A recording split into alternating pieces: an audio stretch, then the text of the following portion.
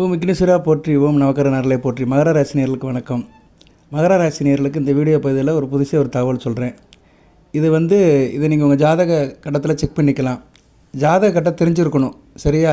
தெரிஞ்சிருந்தீங்கன்னா இது உங்களுக்கு ஒரு அருப்பிரசாதம், ரொம்ப ஒரு இதாக இருக்கும்.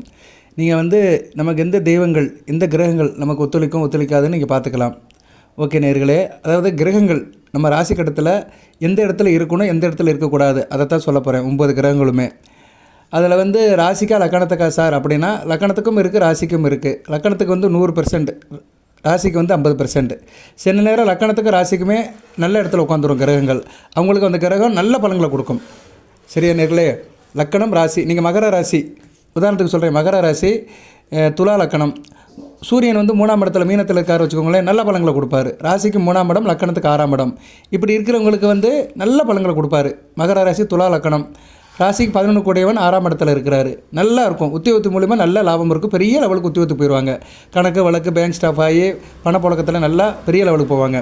ஸோ இப்படி தான் சில கிரகங்கள் லக்கணத்துக்கும் ராசிக்கும் நல்ல இடத்துல உட்காந்துருச்சுன்னா வாழ்நாள் முழுக்க அந்த கிரகங்கள் பாத்தியப்பட்ட கிரகங்களாக இருக்கும். வாழ்நாள் முழுக்க அந்த கிரகங்கள் உங்களுக்கு நல்ல பலன்களை கொடுக்கும். அந்த கிரகங்களுடைய தசாபுத்தி வரும்போது நல்லா தூக்கி விட்டுரும். சரியா? அதனால் இந்த வீடியோவை உங்களுக்காக ஒரு ஸ்பெஷல் கவனத்தோடு போடுறேன். நான் உங்களுக்கு தெரிஞ்சுக்கணும்னு நினச்சி போடுறேன். முழுமையாக பாருங்கள். இது ராசி பலன் கிடையாது. வாழ்நாள் முழுக்க நீங்கள் வச்சுக்கலாம். மகர ராசியில் உங்களுக்கு என்ன தசை நடந்தாலும் சரி, உத்திராடமோ திருவோணமோ அவிட்ட நட்சத்திரத்தை பிறந்தாலும் சரி, உங்களுக்கு என்ன தசை நடந்தாலும் சரி, செவ்வாய் திசை, ராக திசை, குரு திசை, சனி திசை, புதன் திசை, கேது திசை, சுக்கிர திசைலாம் வயசான காலத்தில் தான் வரும். உத்திராட நட்சத்திரத்துக்குலாம் வரப்போகிறது கிடையாது. இருந்தாலும் அதை நீங்கள் தெரிஞ்சுக்கலாம். அந்த தசாநாதர்கள் உங்கள் ராசி லக்கணத்துக்கு எந்த இடத்துல இருக்கணும் அப்படின்னு சொல்கிறேன். பொறுமையாக கேளுங்க. எது சந்தேகம் இருந்தால் கமெண்ட் பாக்ஸில் கேளுங்க. சரியா? கமெண்ட் பாக்ஸில் கேட்டிங்கன்னா கண்டிப்பாக சொல்லுவேன். சார் எனக்கு புதன் லக்கணத்துக்கு இந்த இடத்துல இருக்கிறாரு, இதுக்கு என்ன பலன்கள் சார் அப்படின்னு கேட்டிங்கன்னா அதுக்கு நான் பலனை சொல்லுவேன், ரிப்ளை பண்ணுவேன். ஷார்ட் ஃபார்மில் கேட்டிங்கன்னா கண்டிப்பாக நான் ரிப்ளை பண்ணுவேன். இது ரொம்ப முக்கியங்க. கிரகங்கள் அதைத்தான் சொல்கிறாங்க, ஸ்தான பலம் அப்படிங்கிறாங்க. கிரகங்கள் நல்ல இடத்துல உட்காந்துச்சு வச்சுக்கோங்களேன், நல்ல விதமாக பார்க்கப்படுகிறது. அந்த சட்பலத்தில் இது ரொம்ப முக்கியமானது. அந்த கிரகங்கள் லக்கணத்துக்கு இந்த இடத்துல உட்காந்தாதான் அது நல்ல நிலைமையில் இருக்கும்னு அர்த்தம். சரியா? அந்த ஆதிபத்தியத்தை எடுத்து செய்யும். அந்த ஆதிபத்தியத்தை கெடுக்காமல் தன்னுடைய காரகத்தோடு சேர்ந்து செய்யும். ஆதிபத்தியம்னா என்ன? அந்த வீட்டினுடைய தன்மை. 1ஆம் வீடு, 2ஆம் வீடு, 3ஆம் வீடுன்னு. லக்கணம்னா நீங்கள், 2ஆம் இடம்னா குடும்பம், பணம், 3ஆம் இடம்னா தைரிய வீரியம், இளைய சகோதரம், 4ஆம் இடம்னா தாய், சுகஸ்தானம், வண்டி வாகனம், வித்தைகள். இப்படி ஒவ்வொரு பாவத்துக்குமே ஒவ்வொரு ஆதிபத்திய விசேஷங்கள் இருக்குது. அதுபோக அந்த கிரகம் அந்த பாவத்தில் உட்காரும்போது அந்த கிரகத்தினுடைய தாக்கமும் இருக்கும், அந்த ஆதிபத்தியமும் சிறப்பாக இருக்கும். சரியா? இப்போ நான் சொன்ன மாதிரி நீங்கள் மகர ராசி, துலா லக்கணம், 3ஆம் இடத்துல சூரியன் இருக்கார் வச்சுக்கோங்களேன், உத்தியோகத்தில் கட்டிக்காரனாக இருப்பீங்க. அரசாங்க உத்தியோகம் கிடைக்கும். அதில் வீரதேர சூரனாக இருப்பீங்க. அரசு உத்தியத்தில் பெரிய கட்டிக்காரனாகி பெருசாக சம்பாதிப்பீங்க, பேரும்புகளோடு வாழ்வீங்க. அவ்வளோதான். சரியா? சிம்பிளாக அடிச்சு போயிட்டே இருக்கலாம். Right sir. இப்போ ஒவ்வொரு கிரகத்துமே எந்த இடத்துல இருந்தால் சொல்கிறேன். இது நீங்கள் லக்கணத்துக்கு எடுத்துக்கலாம், ராசிக்கும் எடுத்துக்கலாம். ஆனால் லக்கணம் தான் ஃபஸ்ட்டு ப்ரியாரிட்டி. லக்கணம் தெரிஞ்சவங்க லக்கணத்துலேருந்தே கனெக்ட் பண்ணிக்கோங்க. சரியா? ஏன்னா லக்கணத்துக்கு தான் 100 மார்க்கு, ராசிக்கு 50 மார்க் தான். அதை நான் ஓப்பனாக சொல்கிறேன். நாங்கள் ராசிக்கு தான் பலன் போடுறோம், உங்கள் லக்கணம் எங்களுக்கு தெரியாது. இருந்தாலுமே நீங்கள் லக்கண ரீதியாக இந்த கிரகங்கள் எங்கே இருக்குன்னு பார்த்து செக் பண்ணிட்டீங்கன்னா மிக சிறப்பாக இருக்கும். சில நேரத்தில் லக்கண ரீதியாக இந்த கிரகங்கள் ஸ்தான பலம் பட்டுச்சுன்னா சூப்பராக இருக்கும். சரியா? லக்கண ரீதியாக ஸ்தான பலம் பட்டால் சூப்பராக இருக்கும். அதையும் உங்களுக்கு நான் சொல்கிறேன். அது அடுத்தடுத்து வருகிற இதில் சொல்கிறேன். நான் அடுத்தடுத்து வருகிற பலன்களை சொல்கிறேன். நான் சில கிரகங்கள் ஸ்தான பலமும் வரும். சரியா? அது நல்ல விதமாக பார்க்கப்படுகிறது. இப்போ ஸ்தான பலம்னா என்ன? நட்பில் இருக்கும், ஆட்சியில் இருக்கும். அது கூடுதல் பலன்களை கொடுக்கும். லக்கண ராசிக்கு 3, 6ல் உட்காந்துக்கிட்டு நட்பு ஸ்தான பலத்தில் பெறும். நட்பு பெற்றிருக்கும், உச்சம் பெற்றிருக்கும். இதெல்லாம் மிகச்சிறப்பாக பார்க்கப்படுகிறது. சரியா நேர்களே? ஓகே. இப்போ சூரியன் பிதாக்காரகன், பிதுர்காரகன். சூரியன் எங்கே சார் உட்காரலாம் அப்படின்னு பார்த்தோம்னா, அவர் எங்கே உட்காந்தா நன்மை தருவார்னா 3, 6, 10, 11. லக்கணத்துக்கு 3ஆம் இடம், 6ஆம் இடம், 10ஆம் இடம், 11ஆம் இடம். இந்த இடத்துல இருந்தால் நல்ல பலன்களை கொடுப்பாரு. ராசிக்கு உட்காந்துருந்தாருன்னா பாதி பலன்களை கொடுப்பார், 50% கொடுப்பார். அவர் நல்ல பலன்கள் எங்கே கொடுக்க மாட்டாருன்னா தீமை செய்யும் பலன்கள். அப்படி பார்த்தோம்னா லக்கணத்தில் இருக்கக்கூடாது. 2ஆம் இடம், 4ஆம் இடம், 5ஆம் இடம், 7ஆம் இடம், 8ஆம் இடம், 9ஆம் இடம், 12ஆம் இடம். இந்த இடத்துல சூரியன் இருந்தாருன்னா அந்த அளவு பலன்களை கொடுக்க மாட்டார். சரியா? சூரியனே யார்? ஆளுமை, அதிகாரம், ஆத்ம பலம், தன்னம்பிக்கை இதெல்லாமே போயிடும். ஆள் சோர்ந்து போயிடுவாங்க, அப்பப்போ விடுபட்டு போயிடும். சரியா? அதனால் சூரியன் லக்கணம், 2ஆம் இடம், 4ஆம் இடம், 5ஆம் இடம், 7ஆம் இடம், 8ஆம் இடம், 9ஆம் இடம், 12ஆம் இடத்தில் இருக்கக்கூடாது. நான் சொன்ன 3, 6, 10, 11 இருந்தால் நல்ல பலன்கள் கொடுப்பாரு. அடுத்து சந்திரன் உங்கள் ராசியில் தான் இருப்பார், எங்கேயும் போக மாட்டார். சரியா? சந்திரன் நன்மை செய்யணும்னா எந்த இடத்துல இருக்கணும்னா 1ஆம் இடத்துல இருக்கலாம், லக்கணத்தில் இருக்கலாம். நீங்கள் மகர ராசி மகர லக்கணத்தில் பிறந்தீங்கன்னா சிறப்பு. இல்லைன்னா நீங்கள் விருச்சிக லக்கணத்தில் பிறந்திருக்கணும், 3ஆம் இடத்துல இருப்பார். விருச்சிக லக்கணத்தில் பிறந்தவங்களுக்கு சந்திரன் 3ஆம் இடத்துல இருப்பார், நல்ல அமைப்பு தான். சரியா? அதேமாதிரி சிம்ம லக்கணத்தில் பிறந்தவங்களுக்கு 6ஆம் இடத்துல இருப்பார், இது நல்ல அமைப்பு தான். ஸோ சந்திரன் நல்ல பலன்களை தரணும்னா உங்கள் லக்கணத்துக்கு, நீங்கள் மகர ராசியில் பிறந்தாலுமே நீங்கள் எந்த லக்கணத்துக்கு பிறந்திருக்கிறீங்களோ அந்த லக்கணத்தில் இருக்கலாம். 3ஆம் இடம், 6ஆம் இடம், 7ஆம் இடம், 10ஆம் இடம், 11ஆம் இடத்துல இருக்கலாம். இப்படி இருந்துச்சுன்னா நல்ல பலன்களை கொடுப்பார். மகர ராசியில் சந்திரன் வாரி வழங்குவார். இன்டகிரேஷன், ஒரு கூட்டு, நல்ல மனைவி, நல்ல குடும்பம், அதுபோக நல்ல மனம், நல்ல உடல், நல்ல ஒரு இதை கொடுப்பார். ஆள் நல்லா இருப்பீங்க, எல்லாத்துக்கும் வேண்டியவராக இருப்பீங்க. அப்படி பார்த்தா நீங்கள் மகர ராசி மகர லக்கணத்தில் பார்க்கணும், இல்லைனா விருச்சிக லக்கணத்தில் பார்க்கணும், இல்லைனா சிம்ம லக்கணத்தில் பார்க்கணும், இல்லைனா கடக லக்கணத்தில் பார்க்கணும், இல்லைனா மேச லக்கணத்தில் பார்க்கணும். சரியா? இல்லைனா மீன லக்கணத்தில் பார்க்கணும். இந்த லக்கணத்தில் பிறந்தவங்க மகர ராசியில் பிறந்தவங்களுக்கு சந்திரன் வாரி வழங்குவாருங்க. இவ்வளோதாங்க, ஒரு வரியில் முடிச்சுட்டு போயிடலாம். சந்திரன் தான் மெயின். சந்திரன் தான் நம்ம கண்ணால் பார்க்குற கிரகம், இந்த பிரபஞ்சத்தினுடைய, இந்த பூமியின் துணைக்கோள். ஸோ மகர ராசியில் இந்த லக்கணத்தில் பிறந்தவங்களுக்குலாம் சந்திர லக்கணம் 3, 6, 10, 11, 3, 6, 7, 10, 11 இருப்பார். இவங்கள கொடுத்து வைத்தவர்கள். சரியா? மகர ராசியில் இந்த லக்கணத்தில் பிறந்தவர்கள்லாம் சந்திரனோட அனுக்கிரம் பெற்றவர்கள். சந்திரன் எந்த இடத்துல இருந்து நல்லது செய்ய மாட்டார் அப்படின்னா, நீங்கள் இந்த லக்கணத்தில் பிறந்திருப்பீங்க, ரெண்டாம் இடம் தனுசு லக்கணத்தில் பிறந்தவங்களுக்கு அந்த அளவு நல்லது செய்ய மாட்டார். அதே மாதிரி துலா லக்கணத்தில் பிறந்தாலும் அந்த அளவு நல்லது செய்ய மாட்டார். 5ஆம் இடம் கன்னியில் பிறந்தாலும் அந்த அளவு நல்லது செய்ய மாட்டார். 8ஆம் இடம்னா என்ன, மிதுனத்தில் இருந்தாலும் அந்த அளவு நல்ல பலன்கள் செய்ய மாட்டார். 9ஆம் இடம் ரிஷபத்தில் இருந்தாலும் அந்த அளவு நல்ல பலன்கள் கொடுக்க மாட்டார். அதாவது ரிஷப லக்கணம். 12ஆம் இடம் என்ன, கும்பம். ஸோ இந்த லக்கணத்தில் பிறந்தவங்களுக்குலாம் உங்கள் ராசியில் இருக்கிற சந்திரன் அந்த பலன்களை கொடுக்க மாட்டார். சரியா? ஸோ சந்திரன் வந்து உங்கள் லக்கணத்துக்கு 2ஆம் இடம், 4ஆம் இடம், 5ஆம் இடம், 8ஆம் இடம், 9ஆம் இடம், 12ஆம் இடத்துல இருக்கிறவங்களுக்கு சந்திரன் அந்த நல்ல பலன்கள் கொடுக்க மாட்டார். அது எந்த லக்கணம்னு சொல்லிட்டேன் நான். சரியா? நிறைய பேருக்கு புரியாது. சரி, இந்த வீடியோ எதுக்கு போட்டேன்னு தெரியல, இருந்தாலும் புரிஞ்சுக்கோங்க. ஏதோ சொல்லணும்னு நினச்சி சொல்கிறேன். இது ஆனால் இது முக்கியமான சப்ஜெக்ட்டு. சரியா? நிறைய பேருக்கு வந்து எனக்கு அந்த கிரகம் நடக்கு சார், இன்னும் செய்ய மாட்டேங்க அப்படிங்கிறவங்களுக்கு அந்த கிரகம் வந்து மாறி இருக்கும். ரைட்டு. அடுத்து வந்து செவ்வாய் வந்து உங்கள் லக்கணத்துக்கு 3, 6, 11 இருந்தாலும் நல்ல பலன்களை கொடுப்பாரு. சரியா? 3, 6, 11 இருக்கணும். நல்ல பலன்கள் எங்கே கொடுக்க மாட்டார் அப்படின்னா லக்கணத்தில் இருக்கக்கூடாது.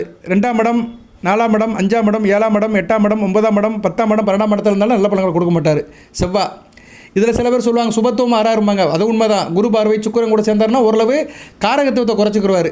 அவருடைய கெடு பலன்களை குறைச்சி நல்ல பலன்களை கொடுப்பார். ஆனால் ஆதிபத்திய விஷயத்தை செய்ய மாட்டார். எந்த ஒரு கிரகமே ஸ்தான பலம் பட்டால் தான் ஆதிபத்திய விஷயத்தை செய்யும். சுபத்துவம் ஆச்சுன்னா காரகத்துவத்தை செய்யும். அது எதுக்கு படைக்கப்பட்டிருக்கோ அந்த காரகத்துவத்தை செய்யும். செயல்பாடு நல்லாயிருக்கும். செவ்வாய் நல்ல நிலைமை இருந்தாலும் சகோதர வழியில் ஒத்துமையாக இருப்பாங்க. ஆனால் ஆதிபத்தியத்தை கெடுத்துரும். 7ஆம் இடத்துல இருந்தாலும் கணவன் மனைக்கு ஒத்துப்பாது, திருமணம் தாமதமாகும். சரியா? இப்படி நிறைய சிக்கல் இருக்குது. ரைட்டு. செவ்வாய் வந்து லக்கணத்துலேயும் சரி 2, 4, 5, 7, 8, 9, 10, 12 இருந்தால் நல்ல பலன்களை கொடுக்க மாட்டார். அடுத்து புதன் வந்து லக்கணத்துக்கு 2ஆம் இடத்துல இருக்கலாம், 4ஆம் இடத்துல இருக்கலாம், 5ஆம் இடத்துல இருக்கலாம், 6ஆம் இடத்துல இருக்கலாம், 8ஆம் இடத்துல இருக்கலாம், 10ஆம் இடத்துல இருக்கலாம், 11ஆம் இடத்துல இருக்கலாம். நீங்கள் பிறந்த லக்கணத்துக்கு இந்த இடத்துலலாம் புதன் இருக்கலாம். 2, 4, 5, 6, 8, 10, 11 இருந்தாலும் நல்ல பலன்களை கொடுப்பாரு. கெட்ட பலன்கள் எங்கே சார் கொடுப்பார் அப்படின்னா லக்கணத்தில் இருக்கக்கூடாது. ஆனால் லக்கணத்தில் இருந்தால் திக்பலம் வருவார். அது ஒரு வரைக்கும் நல்லதான், காரகத்துவத்தை கொடுப்பார். புதன் லக்கணத்தில் இருக்கலாம். சரியா? அந்த ஆப்ஷனில் நம்ம எடுத்துக்கிறோம். புதன் லக்கணத்தில் இருக்கலாம். அடுத்து 3ஆம் இடத்துல இருக்கக்கூடாது, 6ஆம் இடத்துல இருக்கக்கூடாது, 7ஆம் இடத்துல இருக்கக்கூடாது, 9ஆம் இடத்துல இருக்கக்கூடாது, 12ஆம் இடத்துல இருக்கக்கூடாது. 7ஆம் இடத்துல இருந்தாலும் லக்கணத்தை பார்ப்பார். அது ஒரு வரைக்கும் பரவாயில்ல. இருப்பினும் புதன் வந்து 3, 6, 9, 12 இருந்தாலும் நல்ல பலன்களை கொடுக்க மாட்டார். அடுத்து குரு வந்து நன்மை செய்யும் பலன்கள் லக்கணத்தில் இருக்கலாம். லக்கணத்தில் இருந்தாலும் திக்பலம் அடைவார். சரியா?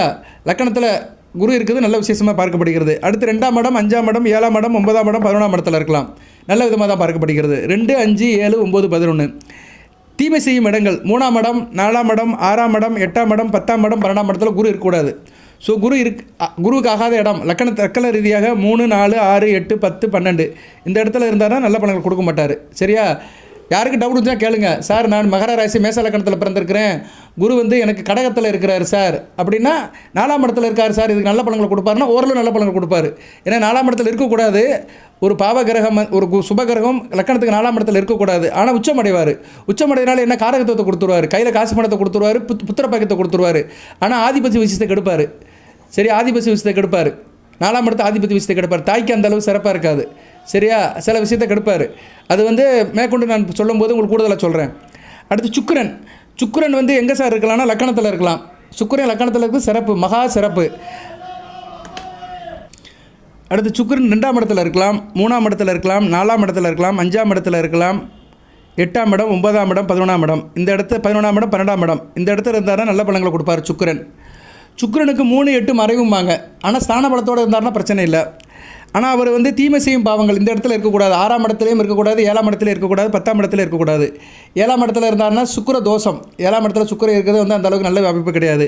10ஆம் இடத்துல இருந்தாருன்னா நிஷ்பலம், திக்பலத்துக்கு எதிரடிப்பார், அதனால் நிஷ்பலம்.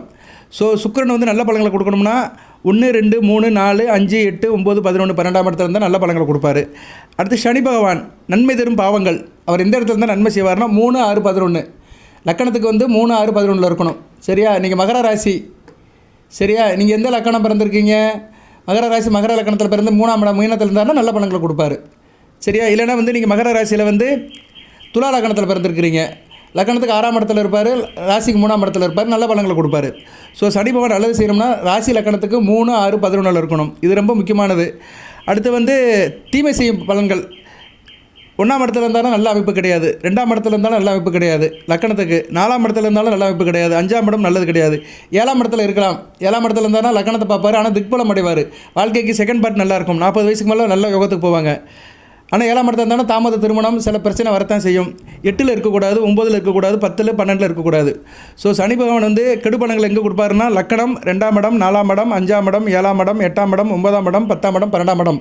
இது லக்கணம்ங்கிறது 1ஆம் இடம். சரி, ராகு கேதுகளுக்கு சொந்த வீடு கிடையாது. அவங்க எந்த வீட்டில் இருக்காங்களோ அந்த வீட்டுக்கு ஏற்ற மாதிரி பலன்கள் தருவாங்க.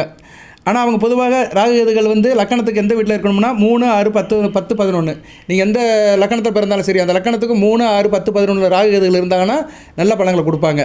சரியா நேர்களே? இதில் இன்னொரு சிம்பிளாக ஒன்று சொல்லிடலாம். பாவ கிரகங்கள் ராகு, கேது, செவ்வாய், சனி பகவான் இந்த 4 கிரகங்களுமே வந்து லக்கணத்துக்கு வந்து 3, 6, 10, 11 இருந்துச்சுன்னா அவங்க யோகசாலிங்க, அவ்வளோதாங்க. இந்த கெடு இயற்கை பாவ கிரகங்கள் 4 கிரகங்கள் இருக்குது. சனி பகவான், செவ்வாய் பகவான், ராகு, கேது இந்த 4 பேருமே வந்து நீங்கள் எந்த லக்கணத்தில் பிறந்தாலும் சரிமே அந்த லக்கணத்துக்கு 3, 6, 10, 11 சம்மந்தப்பட்டாங்கன்னு வச்சுக்கோங்களேன், நீங்கள் கோடீஸ்வர யோகத்தை பெறுவீர்கள். இவர்கள் இந்த இடத்துல இருந்தால் நிச்சயம் நீங்கள் கோடிகளை பெற்றுருவீங்க. ஏன்னா பாவ கிரகங்கள் வந்து உங்களுக்கு பாவத்தை கொடுக்காது. ஏன்னா இந்த கிரகங்கள் தான் பாவத்தை கொடுக்கும். மற்ற கிரகங்கள் வந்து சுப கிரகங்கள் வந்து நல்லது செய்தோ எழுத கெட்டது செய்யாமல் இருக்கும்.